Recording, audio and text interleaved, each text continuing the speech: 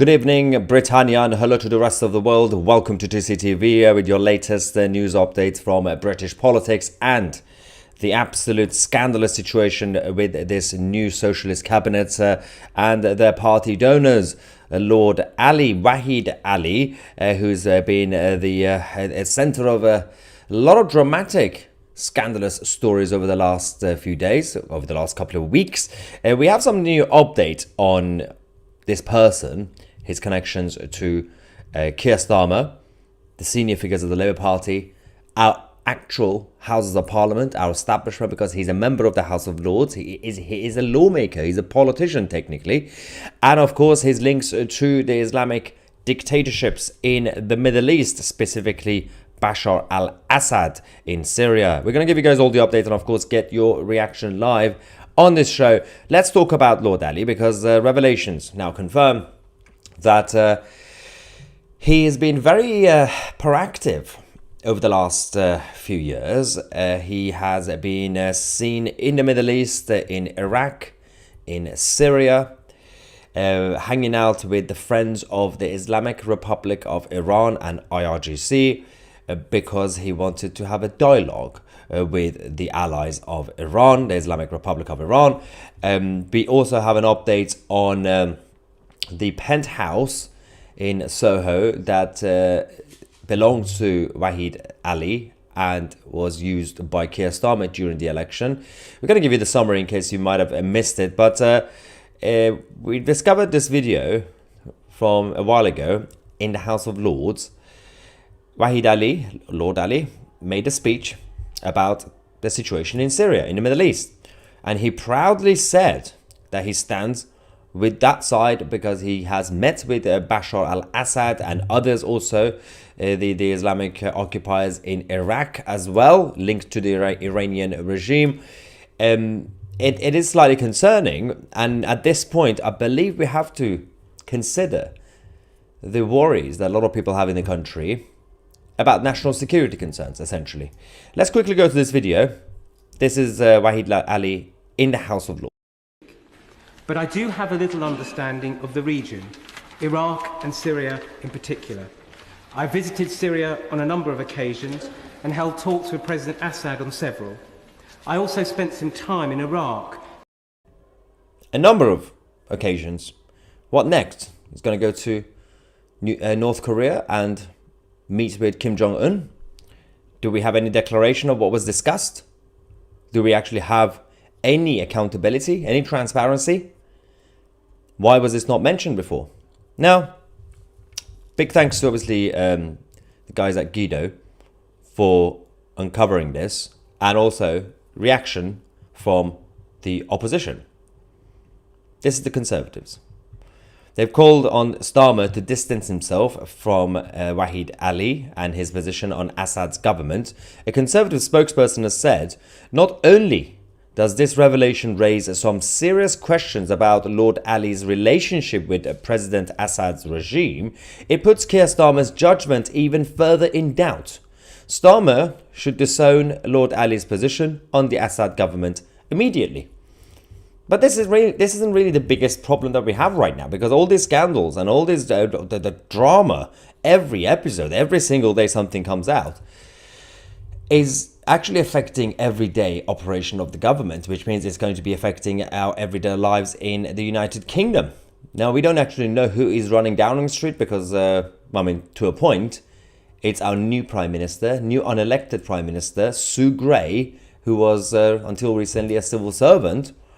Her son, a Labour politician, funded by Wahid Alli, resulted in Wahid Alli getting a free Downing Street pass. Wahid Alli also funded Keir Starmer's wife's underwear purchases and many other things. But it also goes back to this penthouse scandal. This is Wahid Alli's penthouse that isn't actually far from where I am, and that's in central London, in Soho, in Westminster. Keir Starmer, he was forced to be transparent about his relationship with Wahid Alli. He accidentally did a whoopsie because he essentially exposed himself that he was using this penthouse as his residence when he signed his nomination paper in the recent general election. And that's not allowed. You have to use the residence that you are using as your residence and your campaign base. But he actually didn't use that. He said, I live in my constituency. I am based in my constituency. His original home address, which is obviously against the electoral law. But that's not the only problem. He came out and gave us the value because he had to declare it financially, right? He said it was about £20,000, right? That was the value for that period. So Starmer valued the £18 million accommodation, the penthouse donation, at £20,437.28, covering his stay from 29th of May to the 13th of July this year. To the 13th of July is way after the actual general election, because the general election was on the 4th of July, if you guys remember. Now, with the investigation again done by Guido, we've discovered it's not actually, he was undervalued. They did not declare the full value. There are so many dodgy stories about this. Now, a conservative 5% yield on Wahid Ali's penthouse would typically fetch an annual rent of around £900,000, meaning Starmer's 6 weeks stay would have been around £110,966, not £20,000. It's important because of the regulations that we have around the elections and financial part of the politics in general and parliamentarians. You have to be transparent. Otherwise, a lot of people would say, so where is the rest of it? What is going on? Why did you hide this? Are these politicians all in the pockets of the big money, include, in this case, of course, Wahid Ali, who has links with the IRGC's Bashar al-Assad? It's a little bit concerning that right now the mainstream media are still not really covering this, ladies and gentlemen. If it weren't for not new media blogs, including Guido, and of course broadcast channels like 2CTV reporting this, not many people in the country would know about any of this. Everything that we've been reporting, and it goes back to a couple of weeks ago, we've been reporting it, forcing the media, the rest of the media, to talk about it. How many times, those of you who watch TV, obviously you guys have emailed me all the links and all the evidence that BBC News, Sky News, GB News, all of them use our stories, without giving us any credit, obviously, the exact sentencing of how sentences that we've used with the exact evidence and the timeline. We push them. I don't want credit, by the way. I don't really care about the credit. It is actually a massive achievement, and it's already a compliment that what we talk about and what new media blogs like Guido talk about becomes mainstream news and mainstream. So we are shifting the narrative now. Even when they try to cover it up, we force it because we get more views than the rest of them. And people will talk about it on social media, including platforms like X. And it's important that we have this power. It's important for you guys that you've been supporting our channel, because we do have this influence, whether you like it or not. So I don't necessarily want the credit, because the credit is already there. But it shouldn't be my job. It shouldn't be our job. It should be the job of the BBC and others. Obviously, that's not going to happen. But it would have been nice.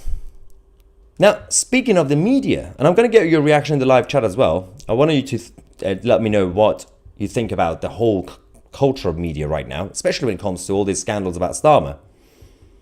If it were the Tories, at this point, there would have been Sky News helicopters on top of Downing Street, everyday coverage about scandals after scandals. Boris Johnson got some new wallpaper for the number 10 Downing Street flat, and the whole country was starting a rebellion against Boris Johnson and his donors. But nothing about this situation. Now, speaking of the media, let's talk about what's been going on over the last 24 hours. What's been going on in Lebanon, for example. Now, this is absolutely disgusting. And it's not really just about British media, it's also about the American media, Canadian media, and all the others. For example, actually, before we do that, this is also important to mention, this penthouse in Covent Garden, this is another penthouse next door to Wahid Ali's, you can see at the bottom right, £1,800 a day. That's the value if you want to rent it. Now, of course, the media, not interested. It's all about street journalism, citizen journalism, new media blogs and websites, and of course, broadcast channels like TCTV. Now, last night, Lebanon, Hezbollah headquarters, Hassan Nasrallah, right? As I said, it's not just about British media, also the rest of the Western world, including the Americans. Seattle Times, this is the headline. Charismatic and shrewd. A look at long-time Hezbollah leader Hassan Nasrallah. They essentially gave him a tribute. They paid him a tribute as a charismatic leader. Like he was some sort of a democratically elected president of a country. An allied country, for example. It doesn't stop here. This is Washington Post. Among his followers, Mr. Nasrallah was seen as a father figure, a moral compass, and a political guide. He was lauded as the man who empowered Lebanon's once downtrodden and impoverished Shia community and protected it from Israeli incursions. What? By turning Hezbollah into a formidable deterrent force. This is the Western media, ladies and gentlemen. Print media, broadcast media, all of them, as bad as each other. Now, it's not a surprise why they're not interested in Wahid Ali, the Labour donor, his connections to the IRGC and their allies in Iraq, in Syria, Bashar al-Assad, and all the other Islamic dictatorships. Now, there must be more to this story. We don't know it yet, but more things will be coming out. There's already a lot of rumors. The Downing Street is in turmoil. And from Monday onwards, over the next few days, we might be hearing some dramatic updates about the fate of Sue Gray, who is technically chief of staff to the Prime Minister, but in reality, she's the one running the country. She is the one running the government because she's the one who receives all the briefings first. Then she decides whether Keir Starmer needs to know about it or not. We're going to find out more about Simon Case, the chief of civil service. He's literally the head of civil service who is resigning because of Sue Gray's dictatorship.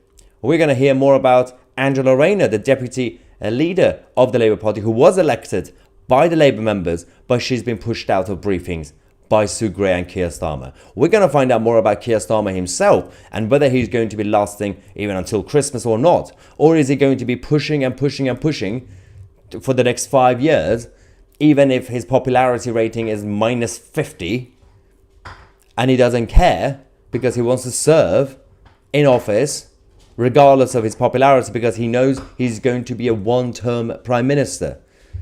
This Labour Party, this Labour government would not be elected again next time, should not be elected next time again. And if they do get elected democratically without any rigging or anything like that or manipulation by the media, then of course at that point it's democracy and you would point the finger to the population, to the nation themselves. Why did people not come out again to vote? Why did they still blindly vote for the Labour Party because their family used to vote Labour and they, in a tribal way, they have to vote Labour? At some point, you also have to point the finger at people themselves because politics and the state of politicians is a mirror held at the nation themselves in every country. Now, let's get some reaction from you guys because this is getting slightly frustrating now. A super chat from Mike. So, two-tier Keir is now compromised by his bromance with Lord Alli and his connections with Assad and the Syrian regime. Not going too well, is it? Yeah, queer. There's been a lot of rumors about Keir Starmer at this point because he's too close to Wahid Ali. Is this the new sausage party gate?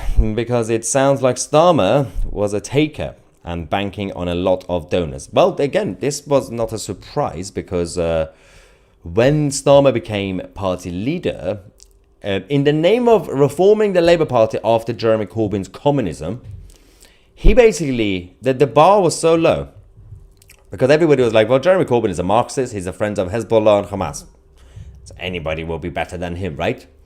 But Keir Starmer took advantage of this and people around him. They said, well, we could do anything and we will say it's just part of the reformation of the Labour Party. What they did was they confirmed all our theories that the Labour Party is no longer prioritising the working classes. So they went to big businesses and Davos, World Economic Forum, publicly, they published it and they bragged about it. They went and got those connections sorted. They got the money. And when you are too dependent on big money and big lobby, then of course, at that point, you are controlled, whether you like it or not. So it becomes a cultural thing. Same thing that happened with Tony Blair. In the name of reforming, liberalizing the Labour Party, after Michael Foot and obviously others, then he was like, well, let's just basically become the worst version of the Tories when they are toxic, basically. And this was a perfect opportunity for the Tory party to actually follow the same decisions that has been happening in other countries, whether in France with Le Pen or in America with Trump, to go actually say, well, we are supposed to be the conservative side. So if the center-left, so-called center-left, like Labour or the US Democrats, are becoming corporatists and globalists with big money, big lobby behind it, perhaps we should do more traditional approach and focus on the left behind and the working classes, because there was a gap in the market. But the Tories decided not to do that, because the Tories didn't really have any direction. They didn't know what they were going to be doing in this election. That's why a lot of votes went to Reform UK, and Reform UK was a new party, so managing to get, what was it, I forgot the exact number, was it 6 million votes, whatever they got, is absolutely impressive for Reform UK, for a new party. The Tories had an open goal and they missed it. PC says that Lebanon having a period of national mourning. That's revolting. Okay, obviously we're talking about Labour, but this is quite fascinating. It just came out that Lebanon have announced a 3-day national mourning. The Iranian regime heard about it. Do you know what they did? They announced a 5-day national mourning. The beauty of the Islamic world, especially the Shia side, because the Shia side are very much into misery, mourning, sadness, all that, right? They just love to cry all the time. They just try to out crazy the crazies. So you say, you've done 3 days, we're going to do 5 days. If I were Iraq, I would come out and say, we're going to do 7 days. Just to have a whole week of no economic productivity, guys. See, Fletcher says, this could point to why we are taking in more young men to take us over. But there is a psychological issue here as well. Now, this is my own personal opinion. I have people I know and friends who are more liberal, cosmopolitan, left-leaning people, right? And these are the people that I have a debate with all the time. People like Benjamin Butterworth. Some of you might know of the person. He goes on GB News and all that. Wokey, left-leaning, middle class, very progressive, right? And the psychological issue, because they live in a cosmopolitan environment, and they are friends with a number of foreigners, usually economic migrants, who are also middle class and educated, right? And they hang around expensive bars and restaurants with them. And that clouds your judgment, because then you think, so I've had conversations with these people. They say, they don't necessarily say basically, oh, some of my best friends are black, but they basically, it's a new version of it. It's a more liberal middle class version of it. They say, no, because look at my groups, look at London. It's so international and it works. Mass migration, multiculturalism works. And like, you are living in your own bubble. You have a few friends, 3 of them are French, 1 of them is American, 2 of them might be Arab, from the Arab world, but they are like openly gay and middle class and educated and rich. And you all go around drinking beer and do whatever you want, right? And then you think in your own head, that just represents every single type of foreigner from different cultures. You, Benjamin Butterworth and others, you are not going to befriend a random Pakistani Muslim in an isolated ghetto in Birmingham or Newcastle or for example, Leeds or Glasgow. You're not going to befriend. You do not understand that at this point, mass migration means that the other people, especially because of illegal migration as well, or so-called asylum seekers, that's more representative of the overall foreigners now. Back in the 80s and 90s, you would have said, yes, for example, you look at Edgware Road in London, it's an Arab road street, and it's a bunch of rich, educated Arabs. Numbers were still lower than now.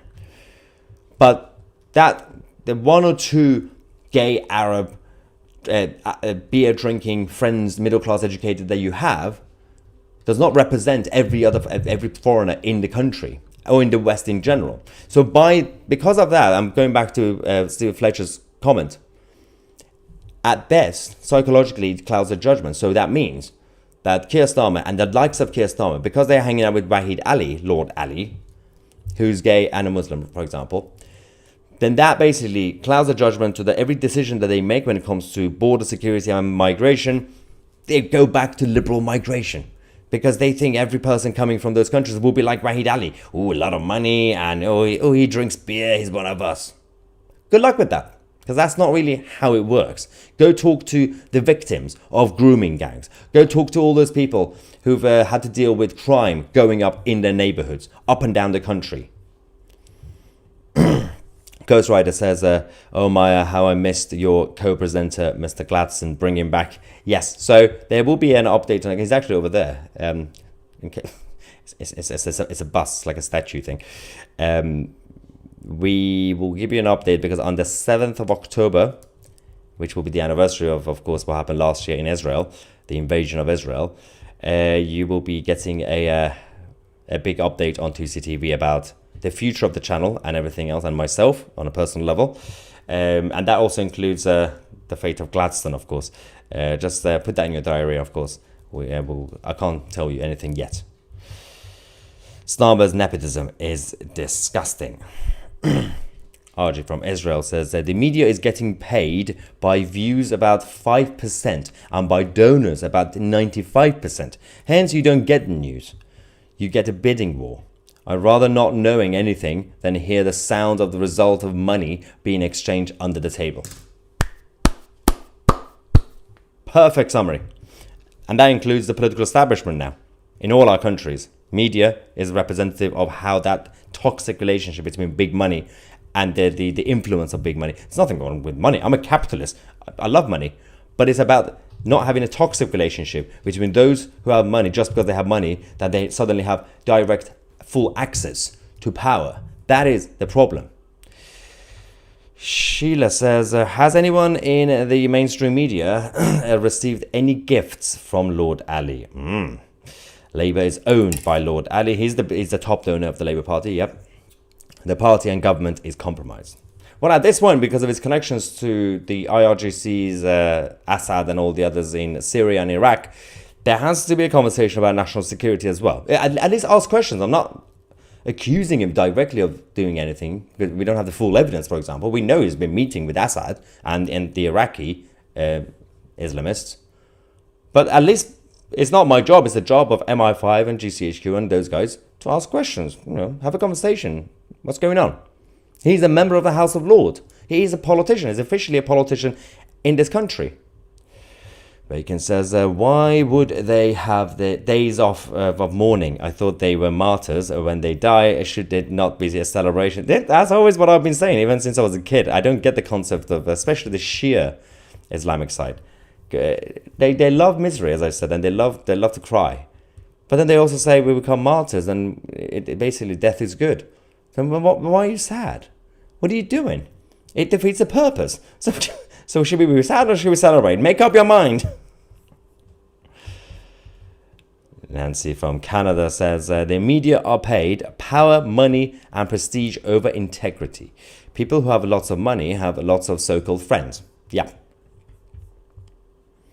You also then end up attracting people, not in a sexual way, obviously, but in terms of connections. So when you become successful, like for example, 2CTV over the last few years, when we became successful and became the largest new media channel in the UK in terms of daily news, then you start getting approached. Also, you start getting approached by people who didn't believe in you. Suddenly, they all believe in you. Suddenly, say, "Oh, Maya, I always believed in you." And then you also get approached by those from all sides of the political spectrum. Suddenly, all want to be your friend and want to buy you drinks. And you have to always be careful. So I've been approached. I've been hanging out, let's just say, in groups or in Westminster over the last few years with people from like left, right, center, up, down, everything else.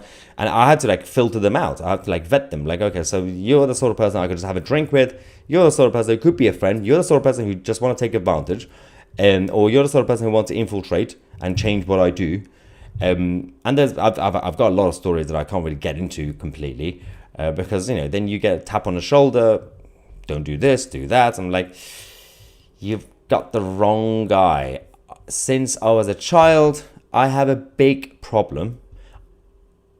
I'm a contrarian, I'm an individualist, and I have a big problem with authority. You tell me what to do, I'm going to do the exact opposite. So I'm not a team player, let's just say.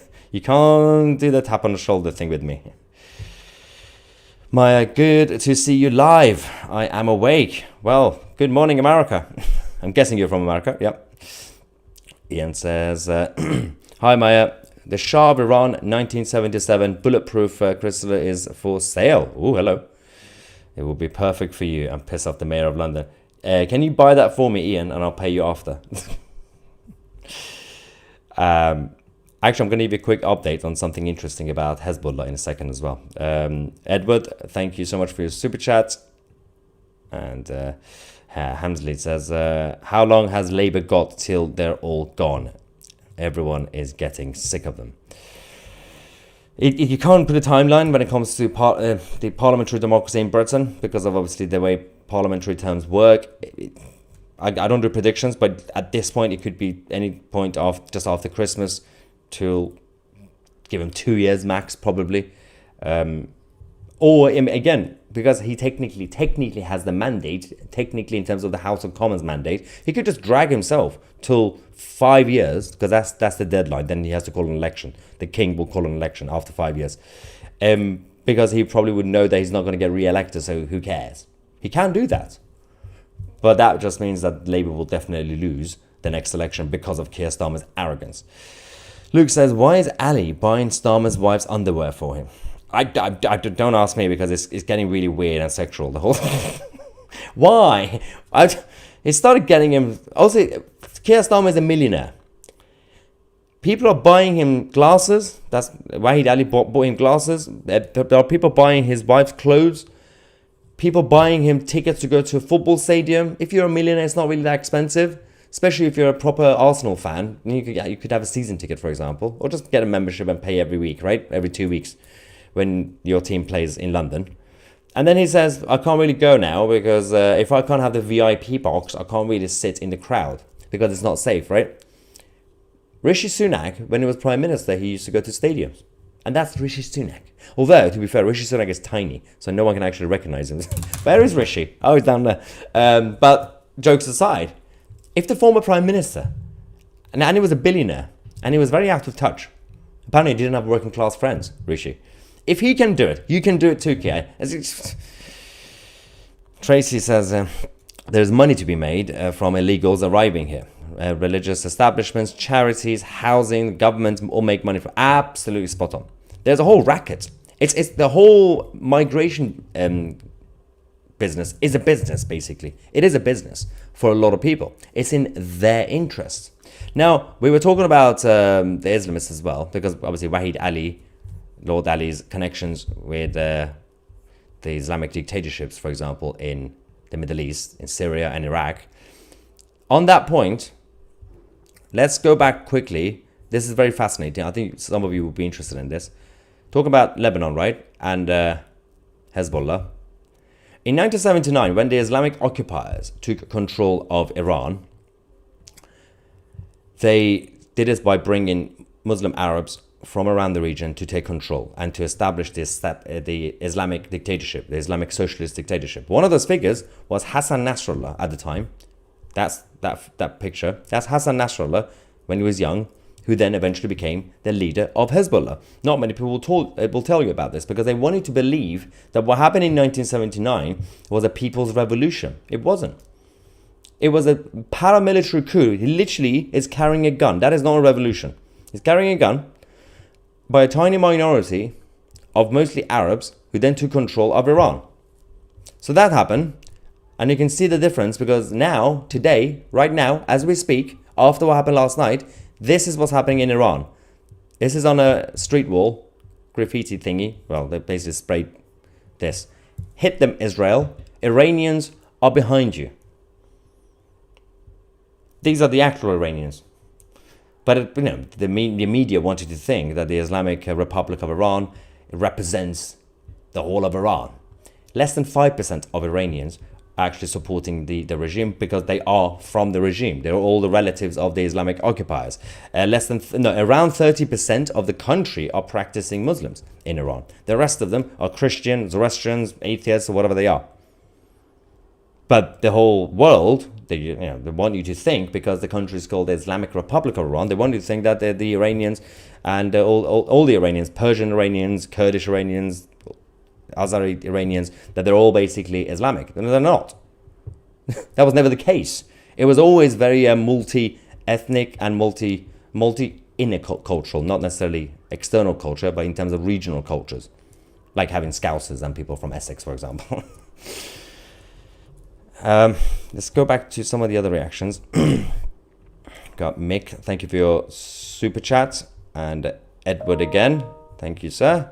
And another one says, did Alli make a mess of Starmer's glasses and had to buy new ones? I think there's a special word for that. Stop making it sectoral, because the whole story is already weird. It's very weird. And it's getting late. I'm going to have to go to sleep at some point, and I'm going to start having nightmares about Starmer's wife's underwear and Lord Alli. So, Starmer just sitting in the corner watching. Allegedly, it's a dream. You can't sue me. It's not slander. Anyway, ladies and gentlemen, thank you so much. If you want to support the channel, if you want us to keep going, otherwise I will be either shutting down or selling out to a big corporation, please join 2CTV Plus, our independent platform. You get uncensored and ad-free shows, 2ctvplus.tv. You can get access to our documentaries. We obviously recently launched the new documentary series, Rise of Globalism, where we actually explore the journey of globalism and globalization. Hopefully it's very educational and informative. You can find the link in the description. Thank you so much for watching. I'm Maya Tusi, and we are the media.